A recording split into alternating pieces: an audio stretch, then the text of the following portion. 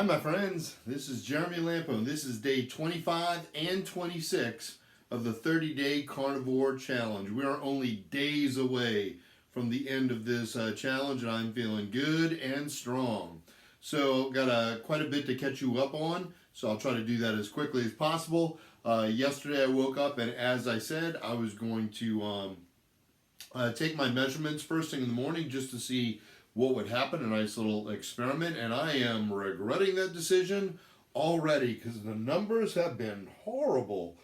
So yesterday, and I even waited probably about 35 to 40 minutes before taking the measurements, and yesterday I was at 117 for my glucose, and I was at zero point 0.2 for my ketones, whatever that means, right?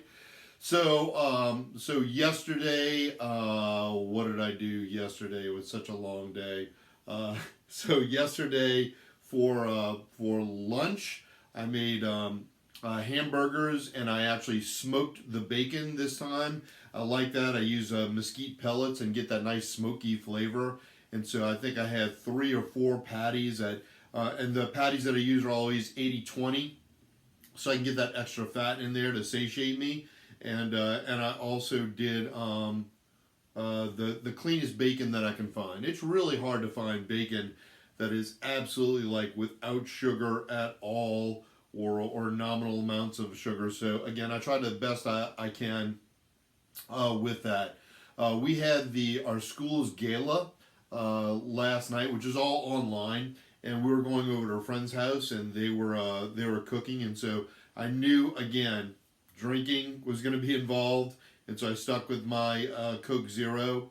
And I think the only thing that I went off plan, which is not really off plan as well at all, is that I had more cheese than I normally would have. I've been trying to stay away from dairy quite a bit, but they had cheese there as appetizers. Plus, they had like a little charcuterie board, which was perfect. But yeah, I probably ate more cheese than I normally would on a day-to-day basis. But again, I'll take that.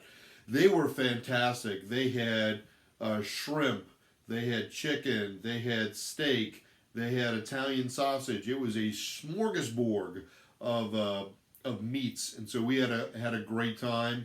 And again, we got home late last night. And so I just probably grazed for a while. So I knew immediately that I wasn't going to be doing my strict 18-6 fast. So when I woke up this morning, I knew I probably had only fasted for the time that I was sleeping, maybe like an hour or two later. So I did something that I don't commonly do. I had a little treat. So again, this is what you consider a treat when you're doing this kind of carnivore.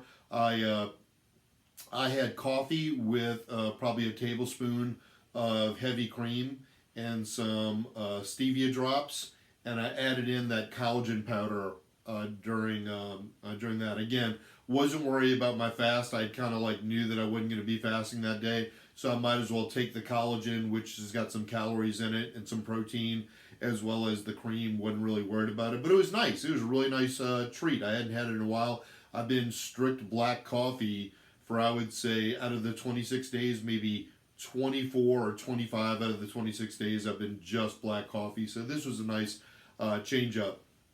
So since then, I probably ate another hamburger patty a little while later because I was hungry, and then I started meal prepping. It's Sunday. It's my meal prep day. So the first thing I did was we had some chicken thighs in the freezer, so I let them thaw out overnight and just did some seasoning. And I wanted to try something different today, and I took some pictures of it as well.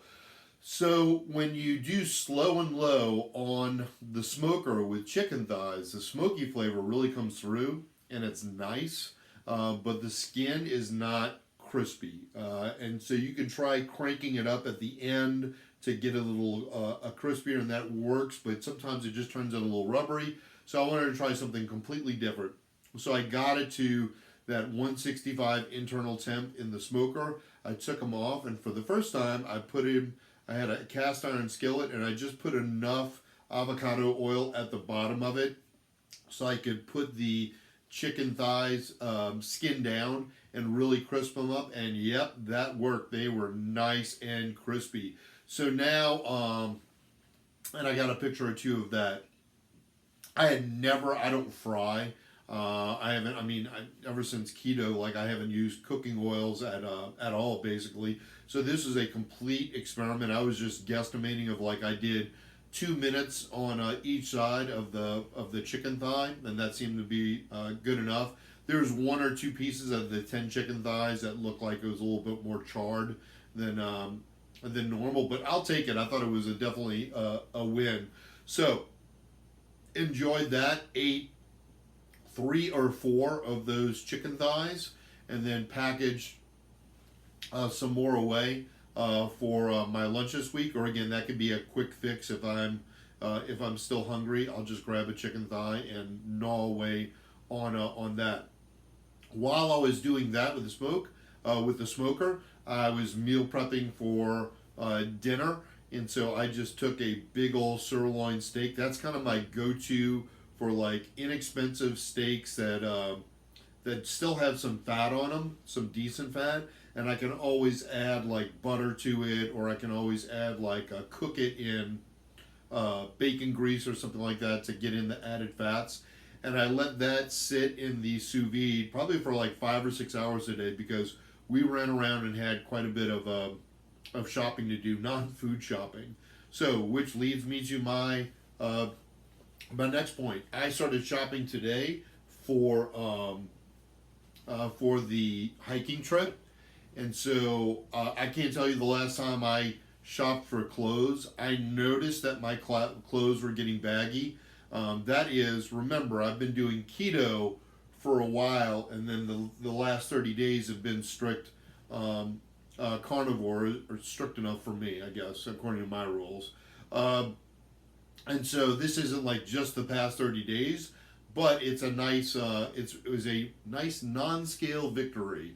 It was really cool to not have to buy a double X in shorts or shirts. I'm down to an XL now, and even the XL are borderline. Like I feel like, by the time I leave in mid-June, I might need some new shorts, and wouldn't that be a great problem to have? So I can't tell you, that's a really great, that's a big deal for me, that I could just get into a pant size less. So at least that gave me like, okay, I'm on the right track here. So that was really cool. So then we just got back from shopping, just in time to take the steak out the sous vide. I let it cool down for a little bit because I wanted to stop cooking on the inside. I like mine medium to medium rare, and so I don't want it to keep on cooking. So sometimes I'll just take ice packs and I'll put it on top of it, or if you could submerge it in cold water, same thing, while it's still in the vacuum sealed. And while it's doing that, I'll heat up the skillet. I put some ghee in that, fried it up, just seared it nicely on both sides, probably like 1.5 to 2 minutes, and then like if there's a fatty end, I'll lean it on its side to really try to render down that fat. And then again, I've been just listening to my body of whether I eat that extra gristle or not. I know that's good of like with collagen, but I've been trying to like just determine like, do I need that or not. If I'm hungry, I eat it. If I'm not, I don't. I was hungry. There wasn't a tremendous amount of fat on it anyway, so I was like, okay, I'll eat that, no problem. So, and that'll be it. So I would say after I had, so caveat, after I had my bulletproof coffee, and after I ate the hamburger patty, I realized that I had not taken my measurements for today. So it wasn't technically first thing in the morning, but it's when I remember it, so I did it. So I knew that it wasn't going to be tremendously good, but here it goes. So for today, my glucose was at 122, which is at by far the highest that I've had, but again, probably because it spiked my blood sugar because I ate something. No rocket science there. And my ketones were again at 0.2, so really low. But the non-scale victory kind of like wiped all of that clean. I'm trying to pay attention to that and not the numbers. But I am going to be really excited this Thursday to take all those measurements and see what the progress of doing carnivore, strict carnivore, has been. Before it's only around 6 o'clock. I'd say my last meal, that steak, was at 5:30. So I'll have a good fast, probably 18, maybe even 18 and a half hours until my lunch tomorrow. So what am I going to make for my lunch? I've got a meal prep for that. I have the leftover bacon, smoked bacon from yesterday. I've got about 2 or 3 hamburger patties left over from yesterday. I'm going to chop all that up. I've got Italian sausage, ground Italian sausage, going to chop that up. I'm going to do my liver. This will be my liver for the week, probably about 4 ounces, whatever I have left. I think I don't have a whole lot left over. Again, I'll take it out of the freezer. I'll chop it up really fine. Once I mix it in with that Italian sausage, you won't even be able to notice a difference. And that's why we need to go to the grocery store, because I'm down to my last 3 eggs. I usually do like 8 eggs for my for that big meal, and then I'll cut it in 2, so that'll be my lunch tomorrow and Tuesday, and I should be good to go. So then I should be okay for the next 2 days. I need to think about what I'm going to take out the freezer for tomorrow's dinner, but I've got chicken thighs in the weight. So again, I'm always trying to think, when I pull something out the freezer, I'm actually trying to think of like what's the next 2 things I can pull out the freezer, just because meal prep is so important. You only get the video where it talks about me cooking. It must seem like I cook all the time, but I really don't. I just have to plan, and when I plan, the cooking part doesn't take much at all. And as you've noticed, majority of my cooking ventures is like a sous vide where I can walk away, I don't have to baby it, or on the smoker where I can walk away and just set the timer and I don't have to baby it. I asked my wife to get we haven't done a roast in a while, so she's going to get a chuck roast. We're going to make this great roast beef. It used to be like for roast beef po' boys, where you just put it in the crock pot or the pressure cooker or whatever the thing that my wife uses. It's like the one gadget I don't. You put like an entire stick of butter, hello, carnivore, and some seasonings in it, and that it'll just tenderize overnight, and so that way you just like break it apart with a fork and you are good to go. I like Swiss cheese with my po' boy, and since I can't do the bread, I'll either do a chaffle, which I haven't done during this whole time, and I'll add cheese to that, some Swiss cheese, or I'll just put that on a plate, the roast on a plate, and I'll put Swiss cheese over that, and I'll just eat that, and that'll be great as well. And that makes a lot. That might be like another 2 days of dinners or 2 days of lunches as well. I know I've got to be prepared this week, because this week is Teacher Appreciation Week, and I guarantee that there's probably not going to be one thing that we're brought to eat that is going to be carnivore. Carbs are cheap. It's easy to get a bunch of donuts, right, to feed your teachers. I don't expect everybody to like buy us ribeyes or that's completely unrealistic, right? So or like a potato bar or something like that. Those are so easy because they're not really expensive, and I appreciate everything that our parents do for us. By the way, our online auction last night was tremendous, like absolutely tremendous. We didn't have the get together. We didn't have like the gala where we rent out this space and there's generally an open bar. And when people have an open bar, they tend to bid a little more. And we didn't have any of that, so we didn't know what our expectations were going to be.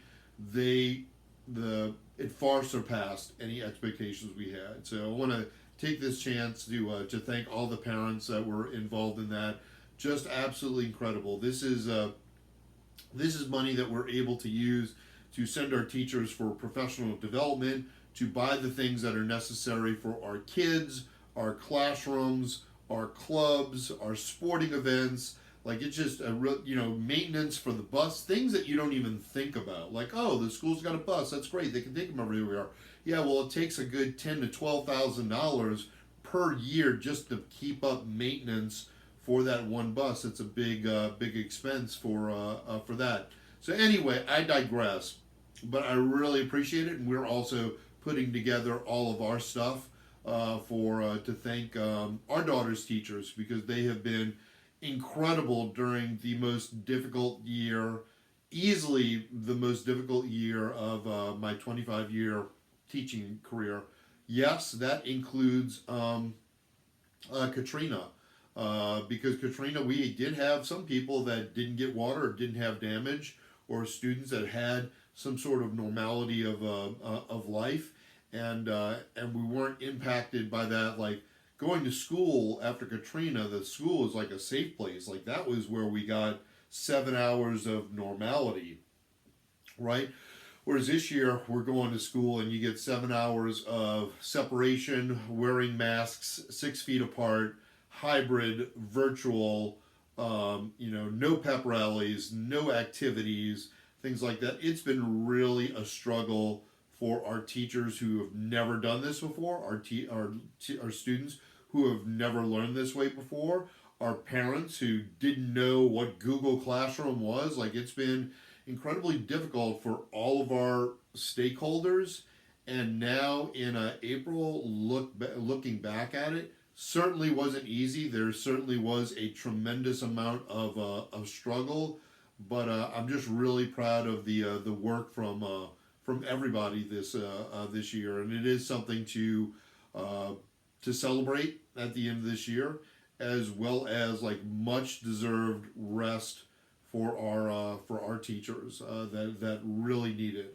I can't thank my kids' teachers enough for the extra hours, plural, the many extra hours that they put in to make sure that things were right for our kids. So anyway, no, I digress a little bit from that, but you're going to get that. I'm a teacher. I got to give my shout outs when I can. But other than that, again, 4 more days, right? 4 more days, and then I'll tell you what I have next in store for this journey, because it's not like I'm not going to the donut shop on Thursday because it's done. Oh no. Too much progress. Too much is going on. Too much excitement. Too much to do. More goals to set. Different goals to set. This has been fun. I'll keep on doing this in a certain capacity. For the 3 people out there that have subscribed, it has been tremendous. I don't even care if you watch. But for me, this is a why for today. So I haven't done one in a while. So it's a what's my why. What's my why for today is accountability. The word of the day is accountability. And I hate the word accountability when it comes to the school system. Teachers hate the word accountability, right? But when it comes to weight loss, holding myself accountable to it is so important. And one of the reasons why I decided to go to YouTube and to record this is because I thought it'll make me accountable. Like I'll be less apt to cheat or to do something that's off a program, because I know I'm going to have to come and stare at this camera and talk about it, and that's good enough for me. That's enough motivation for me, regardless of if anybody is watching or not. It's a nice video diary for myself to continue to go back to and learn from, and say okay, what did I know? What did I learn? And what do I do now? So I think that's cool. So anyway, on that note, I bid you adieu, and bye, my friends.